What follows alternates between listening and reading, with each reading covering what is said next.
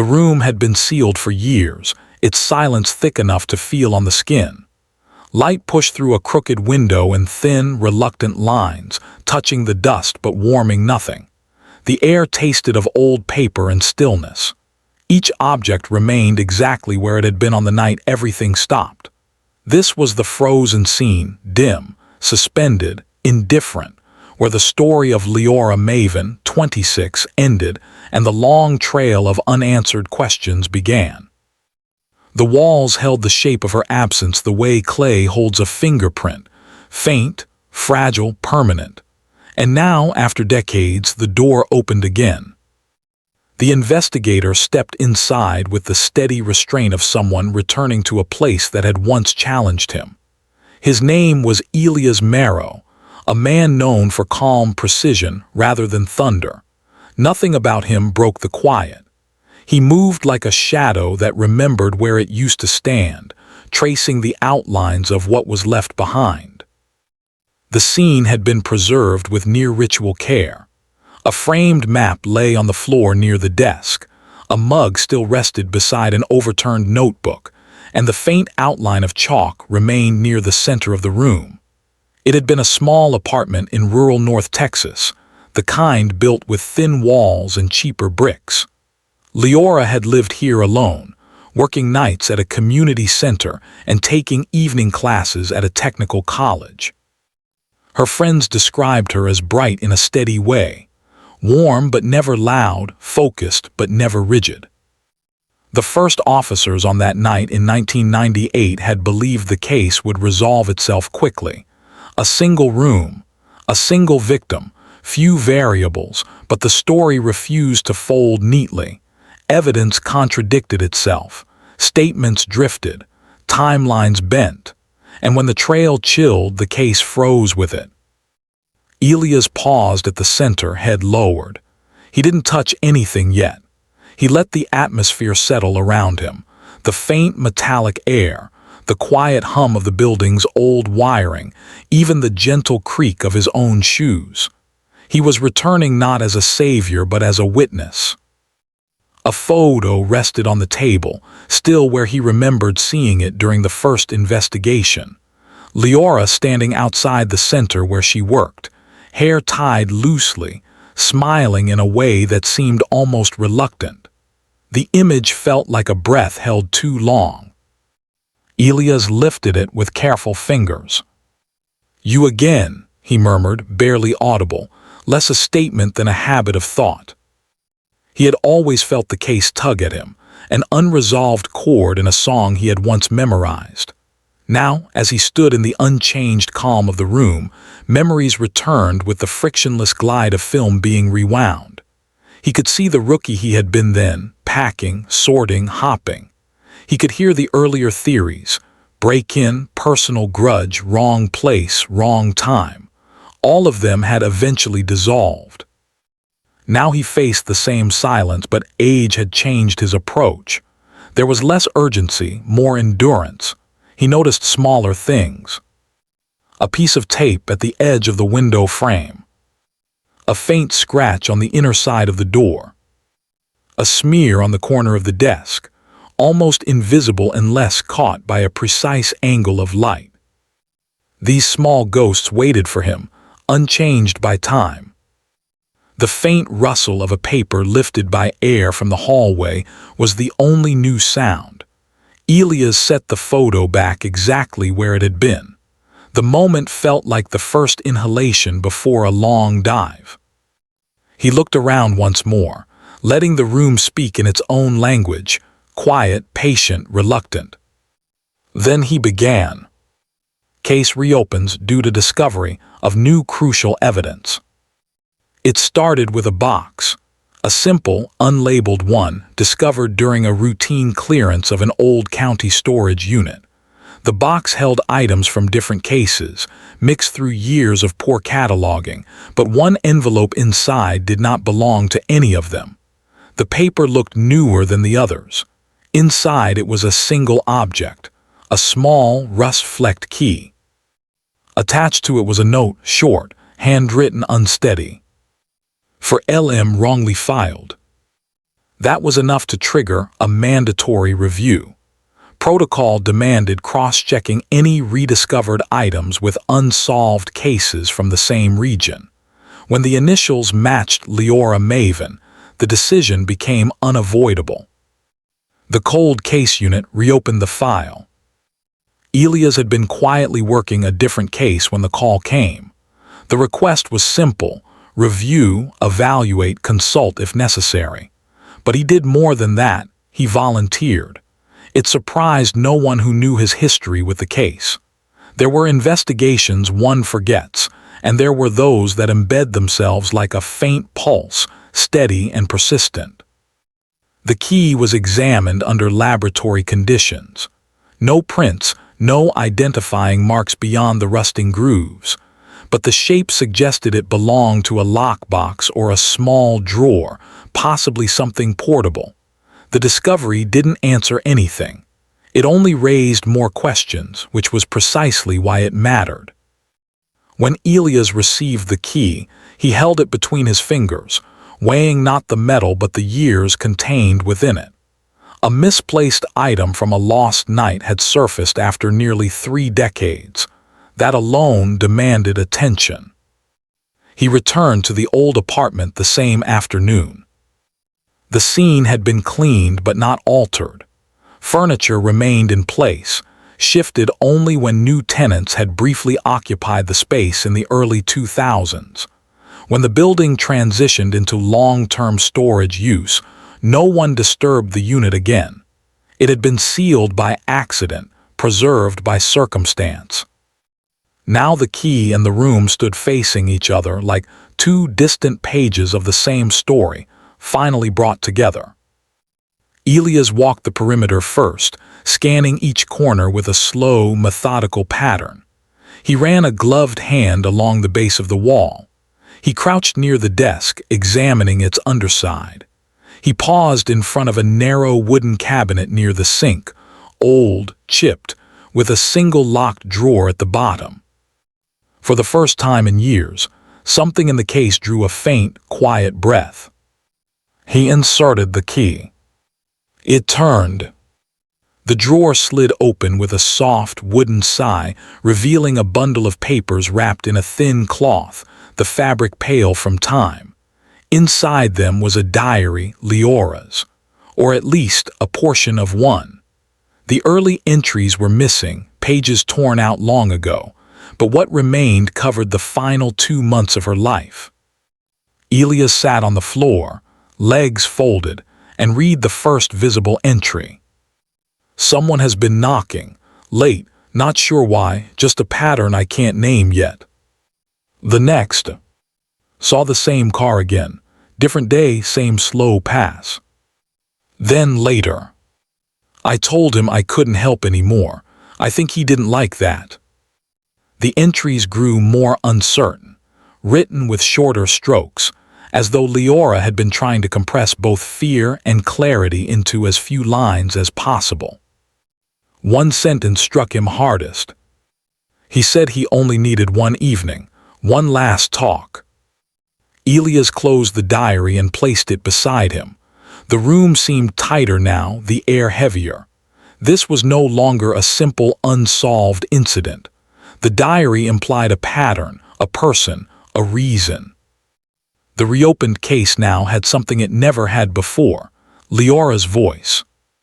Quiet, fragmented, hesitant, but unmistakably hers. He exhaled slowly. The investigation had begun once again, not because of excitement or drama, but because a small, almost forgotten object had shifted the entire balance of the past. Investigator examines past reports to identify overlooked details. The case file was thick, filled with notes that had aged into a muted yellow. Elias spread the documents across a long table under firm overhead light, organizing them into layers. Official reports first, interviews next, scene diagrams last. He worked in silence except for the soft, repetitive scrape of pages being turned. The original investigation had been thorough for its time. Yet, As Elias read through the old reports, he could sense a younger version of himself woven into the margins, sharp but hurried, technical but not yet refined. The missing experience showed in small gaps. He started with the officer statements. One mentioned an unfamiliar footprint near the back door. The print had been brushed aside after a brief evaluation because the tread didn't match any known visitor or neighbor, but no deeper analysis had been performed. Elias circled the line. Another report referenced Liora receiving calls at odd hours from an unidentified number. The phone records had been requested, but the data stored by service providers in 1998 had been limited. Only partial logs remained, and they had been dismissed as inconclusive. He underlined the entry. Then he reached the witness statements, neighbors, coworkers, classmates. He read each line with slow absorption. Most of the accounts described Liora as calm, helpful, predictable in her routines. But one statement, buried among the others, stood out. A coworker mentioned seeing her leave early several times in the weeks before her death, looking unsettled but saying nothing. The note ended with a simple, almost apologetic sentence. "I didn't want to assume anything." Elias wrote the name down for later contact. He turned to the forensic notes next. These were more clinical, less narrative. Measurements, photographs, chemical tests. Nothing inaccurate, just incomplete by modern standards. A faint trace of adhesive found on the inner door. A smudge on the edge of the notebook. Small details documented but never connected. He laid the diary beside the reports. Its phrasing echoed several overlooked elements. The knocks. The car. The request for one last talk. Each detail felt like a small light illuminating points that had once been left in shadow. Elias returned to the crime scene photographs, grainy, older, taken with the technology of the late 90s. He adjusted the angle of a lamp and leaned closer. The image revealed something subtle, a slight tug in the curtain near the window, as if someone had looked in or pulled it aside just before or after the event. He slid that photograph next to the footprint report. Patterns were beginning to form, not clear ones yet, but outlines. A person had been near the window. A person had approached the door. A person had asked for one last talk. These elements overlapped with quiet insistence. He reviewed the timeline next. Liora left work at 9:12 p.m. She was seen walking toward her apartment at 9:23 p.m. Lights were reported on at 10:45 p.m. A neighbor heard a sound at 11:02 p.m. And by early morning she was gone. The time gaps were too neat, too evenly spaced. Elias paused over the sequence, his instinct telling him that the answer lived in the pattern of silence rather than the moments of action. At the bottom of the last page of the original file, he found a notation he didn't remember writing. "Check storage box 14B. He frowned. There had been no box 14B listed in the recorded evidence. If it existed, it had never been properly filed. The thought lingered. He leaned back, scanning the entire table from a distance. Reports, photographs, logs, the diary, each item like a quiet witness waiting for a question finally asked. Elias picked up the key again and turned it between his fingers. Something small was there, something precise, something that had slipped past all earlier eyes, including his own. And for the first time in years, the case felt like it was preparing to speak. The list formed slowly, not as a clean column but as a web, names drifting out of pages, half-remembered statements, fragments of timelines. Elias assembled them with deliberate patience, setting each candidate at the edge of possibility before pulling them into clearer focus. 1. Daniel Rourke, coworker, mid-30s in 1998.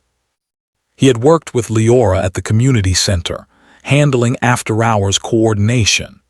His early interview had painted him as cooperative but distracted, offering brief answers and an alibi grounded in routine. He claimed he'd been closing the center that night, finishing paperwork until midnight. Records confirmed his swipe-out time, yet something subtle in his original statement caught Elia's attention, a hesitation around questions concerning Liora's recent early departures. Daniel had said she probably had somewhere to be, a vague remark that suggested he'd noticed more than he admitted. Motive, hard to define, but the diary's mention of someone who wanted one last talk remained a quiet possibility. 2. Rowan Chase, former classmate, known to visit the area. Rowan's name appeared only once in the old reports, written faintly in pencil by an officer who had since retired. A neighbor reported seeing a young man with long hair and a leather jacket visiting Liora on several evenings. Rowan had attended the same technical college. Their connection was uncertain, classmates, perhaps something more. His alibi was thin. He claimed he'd been staying with a friend that entire week. The friend's statement was lukewarm, delivered with the tone of someone offering support without clarity. Elias underlined the entry for later inquiry. 3. Martha Lionel, neighbor, older, known to observe everything. Martha had given a thorough account, even too thorough times, sounds, impressions. She described a soft argument days before the incident, though she couldn't identify the voice. Her own role was minimal and no motive stood out, but her attention to detail made her a valuable indirect witness. Elias noted her again, not as a suspect, but as a thread with potential to fray. 4. Evan Muir, local mechanic, known to drive an older sedan. This detail aligned with the diary's reference to the same car again. Evan's sedan matched the general description of the slow-passing vehicle Liora mentioned, though its exact appearance remained unclear in older statements. Evan said he often drove by the neighborhood on his way home. His alibi placed him at the garage late into the evening, repairing a generator. 2 coworkers supported him, yet there had been enough noise in their shop that night that no one could say with certainty when he stepped out for air or errands. 5. Callan Firth, acquaintance from the center's volunteer program. Callan had been eager in 1998, overly so. He volunteered frequently, always asking to assist Liora directly. Several of her coworkers remembered him lingering. His alibi placed him 2 towns over at a relative's home. The family confirmed it, but their statements felt rehearsed, consistent in rhythm rather than detail. Still, Callan had moved out of state soon afterward, making further verification slow. Elias placed all the names onto a whiteboard, drawing measured lines between them, forming a network that started to resemble a map rather than a list. He didn't jump to conclusions. He allowed each connection to breathe, to stand alone before being woven into a greater structure. He added supporting notes. Late-night calls, unknown source, caller male, voice per neighbor. Footprint size likely male, larger than average. Curtain shift suggests observer outside. Liora's diary mentions reluctance, unease, a withdrawal from someone. He studied these now, quiet, motionless, letting the pattern of the named individuals press against the pattern of the evidence. Daniel had access and familiarity. Rowan had a past connection and an uncertain emotional link. Evan had proximity and a car that matched. Callan had attention that bordered on persistence. No single suspect aligned perfectly, each aligned partially. Elias turned back to the diary. The tone of the entries suggested someone who believed he had a claim on Liora's time. Not anger, not threats, just a fixed expectation. She wrote of it carefully, never nomming him, as though saying his name might give him more presence than she wanted. He flipped to the last entry. "If he comes again, I won't answer." Not fear, resolution. But resolution can trigger reaction. He closed the diary. Outside, the day leaned into late afternoon, the light shifting from white to amber through the high windows of the review room. The space around him felt like a slow tide, rising with the weight of emerging patterns. He picked up the old call logs again, holding them nearer the light. One entry, barely legible, showed a repeated number, a local line, unregistered, likely a payphone or temporary installation. The date matched the week Liora described in her writings. Elias circled it. He then reviewed Rowan's old file more carefully. A note indicated he had once worked briefly at a warehouse near a row of abandoned payphones, operational in 1998. The correlation wasn't strong, but it existed. Still, motive remained unclear. Daniel, on the other hand, had expressed concern during the early part of the investigation but withdrew from involvement after 3 weeks. Not due to conflict or fear, simply silence. He had stopped returning calls. At the time, it seemed like normal distancing from a tragic event. Now, viewed from a colder angle, it looked more like intentional retreat. Elias added an asterisk beside Daniel's name. The suspect stood like chess pieces on the table, each fixed, waiting for movement. The air in the room felt deliberate. No one was above suspicion. No one was innocent simply because years had passed. A knock came at the door behind Elias. A younger officer entered, offering a brief report on updated background checks. The two exchanged only the necessary words. "Thanks," Elias said quietly. When the room was silent again, he returned his attention to the network of names. He pressed his fingers lightly against the whiteboard, feeling the cool surface beneath the layers of evidence. One of them knew the real story of that night. And one of them had built an alibi precise enough to survive for decades. Clues emerged slowly, linking inconsistencies to emotional conflicts. The next step was not action but patience. Elias revisited each detail with the deliberate tempo of someone turning stones along a riverbed, searching for a glint beneath them. He began with Daniel Rourke. The updated report showed he had left the community center job months after the incident, citing burnout. His new occupation involved irregular hours. A pattern of late-night activity emerged from records, unrelated to crime but notable. More important was a small inconsistency in his file. His timesheet from the night of the incident listed a clock out at midnight, but the paper version included a faint correction in different ink. Elias studied it under magnification. The number 2 had been overwritten. Originally, he may have clocked out earlier. The emotional layer.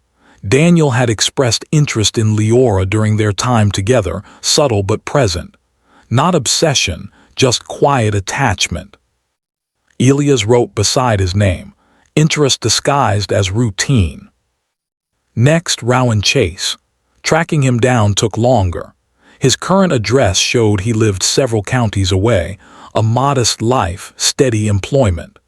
When contacted, he agreed to a brief conversation, speaking with pauses that suggested caution rather than guilt. "Liora and I knew each other," he said, voice low. "We talked sometimes, that's all." Elias asked about the visits. Rowan admitted them, though he claimed they were friendly meetings, advice about courses, shared notes from class. When asked about the night of the incident, he repeated his original alibi, but now with less confidence. "Stayed at a friend's place. We watched a movie, I think. Hard to remember clearly." Emotionally, Rowan had been drawn to Liora, not out of expectation but out of admiration. His tone carried a quiet respect. Elias noted, admiration, not possession. Then Evan Muir. His movements were easier to track. He still worked at the same garage. His sedan no longer existed, but photos from 1998 showed a car similar to the one mentioned in Liora's diary. When Elias visited the garage, Evan greeted him with plain courtesy. He spoke directly, answering every question, though his expression tightened at the mention of the slow-passing car. "I drove through that area a lot," Evan said. "Shortcut home, road was quieter." But one thing did not align: his insistence that he never noticed Liora's building, despite driving by often. Elias didn't press him, but he wrote, "Familiarity claimed as unfamiliarity." Callan Firth required deeper analysis. His family had supported his alibi strongly, yet their statements remained too rehearsed. When Elias reached out to them after all these years, their tone softened. Memory had blurred. The certainty they once voiced now dissolved into phrases like, "I think so," or "probably." Callan himself, living in another state, spoke with uneasy inflection. "I barely knew her," he said. "She was kind, but I wasn't involved." His voice trembled around the edges, a tremble not of guilt, but of someone who had built a narrative long ago and was now unsure of its structure. Elias noted, "Narrative too polished." Across these interviews, a pattern surfaced. Each man had a slight connection to Liora, each had potential access, and each carried an emotional thread: admiration, routine familiarity, coincidence, eagerness. But the key detail came from a place Elias nearly missed. A forgotten mention in Martha Lynell's original statement. "I saw someone near her window once. Not close, just watching, could have been anyone, but he stood still for a long time." The new detail arrived when Elias visited Martha again. Age had slowed her movements, but her memory remained strikingly clear. She took a moment to respond when he mentioned the observation near the window. "It wasn't the hair or clothes I noticed," she whispered. "It was the way he stood, shoulders tight, like he was waiting for her to appear." Her fingers traced an invisible line on the table. And he tapped something against his hand, a small thing, maybe a key. Elias felt a shift, not dramatic, not cinematic, but precise, internal. A hinge turning. A key. Something small.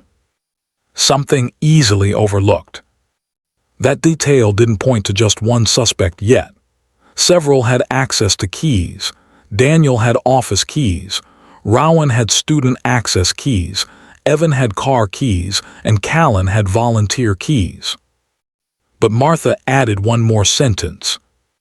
He wasn't tall, medium height, dark jacket. That excluded Evan, who had been broader and taller than average. It made the web tighter. The emotional conflict became clearer. Someone who believed Liora owed them a conversation. Someone who returned when she refused. Someone who lingered by the window, key in hand, waiting for resolution. Elias stood in the dim hallway after leaving Martha's apartment, the building quiet except for pipes settling behind old walls. He felt the case narrowing like a lens, not toward drama, toward logic. The clues were aligning, not loudly, not suddenly, slowly like dawn behind a curtain. And the story they formed was beginning to point toward a person who once stood quietly in the margins of the old files, never drawing attention. A person whose alibi now felt too smooth. A person whose presence matched Martha's memory. A person whose emotional motive, subtle, expectant, fit the diary's tone more than any other. The answer emerged not through a surge of revelation, but through a slow, deliberate tightening of facts, threads pulled until they revealed what had been woven beneath them all along. Sometimes a case breaks open loudly. This one did not. It loosened itself softly, precisely, until the shape of truth stood in quiet clarity. The least likely figure had always been Callan Firth. He had lingered so far at the edges of the early investigation that his name barely entered conversations. Volunteers at the community center were many. Callan had blended in almost too well.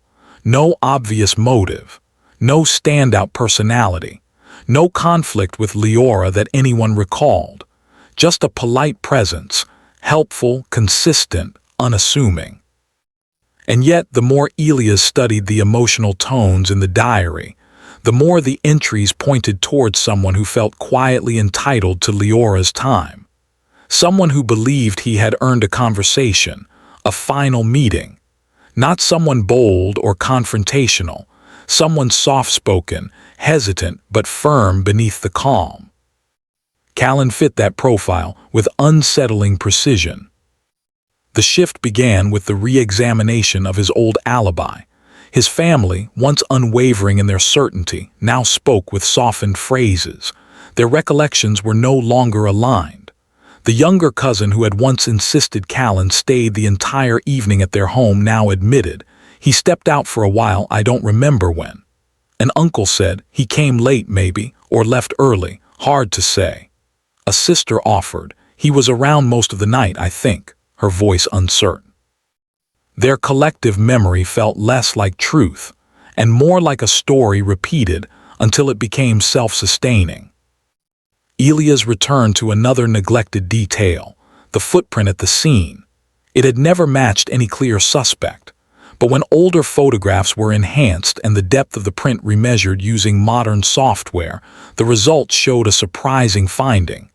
The footprint suggested someone of moderate weight, average height, wearing a common bargain brand shoe. This profile didn't eliminate the other suspects, but it no longer excluded Callan either. Then there was the curtain shift at the window. Martha's recollection, medium height, dark jacket, aligned subtly with Callan's appearance at the time. Even his habit of holding objects while talking, keys, pens, folded lists, echoed the fixture of a small item in hand that Martha had noticed. But the most precise link surfaced from an unexpected corner of the evidence, the newly rediscovered key. Elias brought it to a locksmith for deeper analysis. The man examined its grooves, its wear, its manufacturing pattern.